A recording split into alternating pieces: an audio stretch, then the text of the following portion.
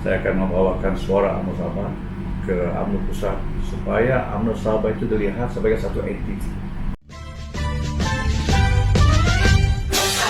Kita bersatu dengan setia bertanding bahu, jiwa teguh berpadu, kita rukun Melayu. Bersama kita bersama, mendukung hasrat semua, berjasa pada bangsa. Tok Mo, panggil Tok Mo.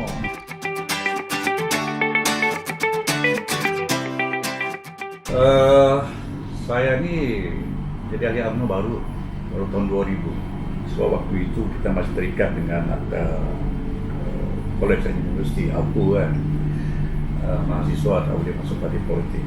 Jadi apabila saya habis belajar sekitar tahun 1996, lepas tu kerja beberapa tahun 2000 saya masuk sebagai ahli UMNO lah. Jadi saya kerja sebagai seorang peguam waktu itu, dan saya masuk melalui pemuda waktu itu, dan jawatan pertama saya dibahagian sebagai ketua penerangan penaja pemuda Kimanis pada tahun 2003 lebih kurang. Sesudah itu saya bertanding sebagai ketua pemuda bahagian Kimanis pada tahun 2003. Jadi ketua pemuda selama dua penggal, 2003 sampai lebih kurang 2013 lah kan, dua penggal kan.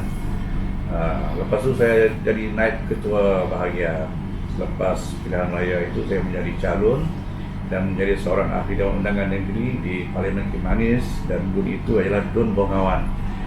Okey, selama satu penggal.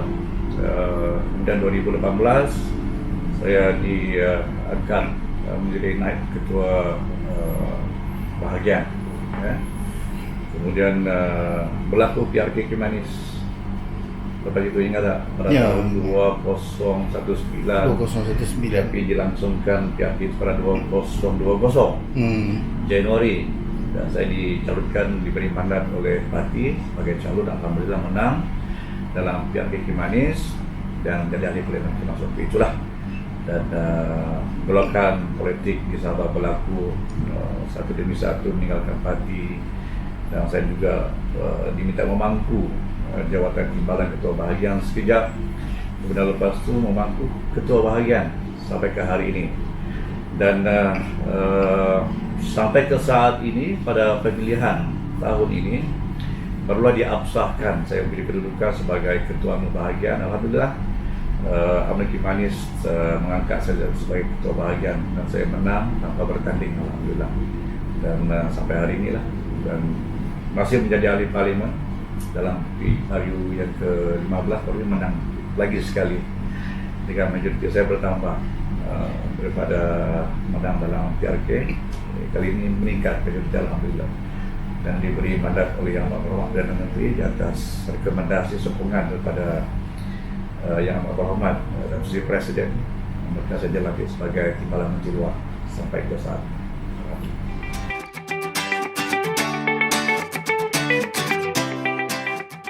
Kita faham dinamika politik dalam UMNO ini cukup pantas bergerak. Apatah lagi di Sabah itu keadaan politiknya yang serba dinamik, banyak yang berlaku. Sedikit kita di atas, sekejap kita di tengah, sekejap kita berada di bawah. Jadi ini suatu keadaan yang memerlukan suatu reform bagi saya. Dan saya insyaAllah jika diberi mandat oleh parti, saya akan membawa suara UMNO Sabah. Bagaimana untuk kita membawa satu reform yang benar-benar jitu, itu kita memastikan UMNO Sabah dan juga UMNO keseluruhannya menjadi suatu parti yang relevan. Kita punya impian ingin menjadikan UMNO kembali menjadi parti yang dominan di Malaysia ini, apatah lagi di Sabah. Tapi inilah jadi orang katakan mudah kita bersama. Jadi saya menawarkan diri sebagai calon NKT pada kali ini. Saya akan membawakan suara UMNO Sabah ke UMNO Pusat supaya UMNO Sabah itu dilihat sebagai satu entiti yang benar-benar perlu diperkasakan sejajar dengan otonomi yang telah diperturunkan oleh UMNO Pusat kepada UMNO Sabah. Kita tak berapa merasakan dan tak berapa melihat soal kuasa otonomi yang telah diperturunkan sampai ke saat pada hari ini.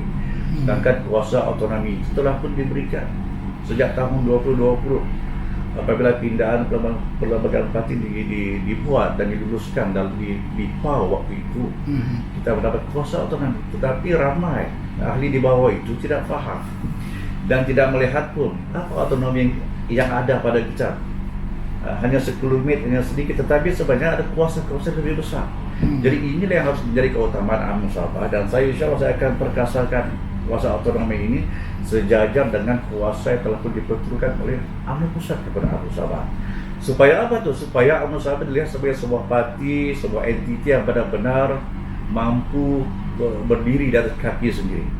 Dengan dinamika politik di Sabah itu cukup mencabar, cukup hebat. Kita perlukan suatu reform.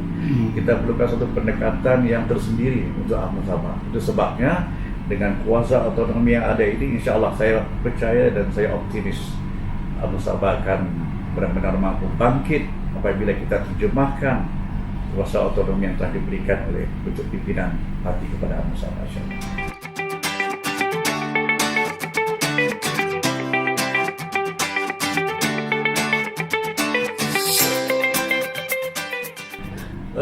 Kita sebagai parti yang besar, kita bernaung di bawah UMNO dan juga Barisan Nasional di bawah pimpinan yang terhormat Datuk Seri Dr. Ahmad Zahid Hamidi sebagai presiden parti kita, sebagai pengurusi Barisan Nasional.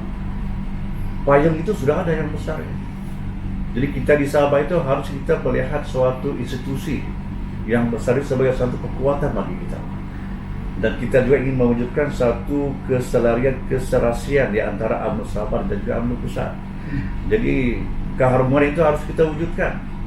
Jadi kita akan bawakan juga soal misi kita, visi kita yang jelas, bahwa kita tidak akan namanya bergerak secara solo, secara silo. Kita masih bergerak sederap sebagai satu pasukan yang besar. Kita akan wujudkan keharmonian dari segi kepimpinan kita, dari segi bagaimana kita mendekati akar umbi kita, bagaimana kita membuat engagement yang betul kepada anak-anak muda, kepada golongan wanita, kepada golongan orang-orang kampung yang berada di bawah sana. Mereka mau melihat ada keselarian, keharmonian itu di antara pucuk pimpinan di pusat dan juga di peringkat negeri Sabah. Dengan adanya jentera yang ada pada kita pada hari ini, bukan hanya jentera partai, tapi jentera dalam kerajaan kita, posisi yang menghormat dan presiden kita sudah cukup baik.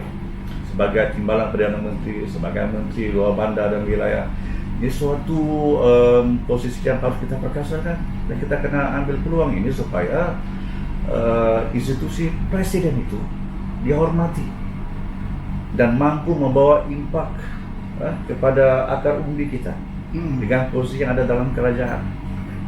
Tomat Asad timbalan presiden menjadi Menteri Pertahanan.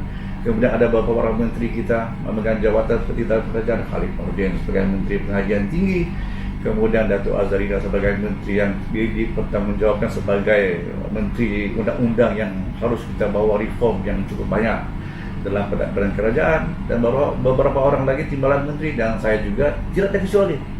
Kita bersama-sama mewujudkan suatu kerjasama yang sederap, saya sekata, yang akhirnya akan melahirkan keharmonian, chemistry yang cukup hebat di antara UMNO Sabah dan juga UMNO di tingkat pusat. InsyaAllah saya optimis pada kali ini jika kita melihat ke bawah, we don't have any much choices in this particular time.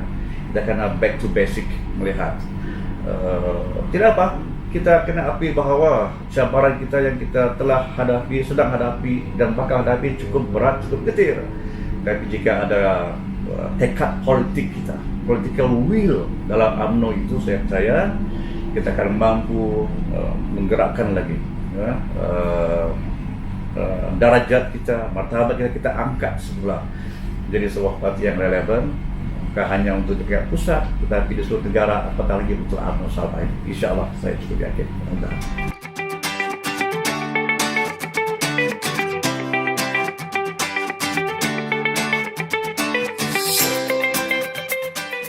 Assalamualaikum warahmatullahi wabarakatuh kepada semua perwakilan di semua bahagian seluruh negara di 191 bahagian.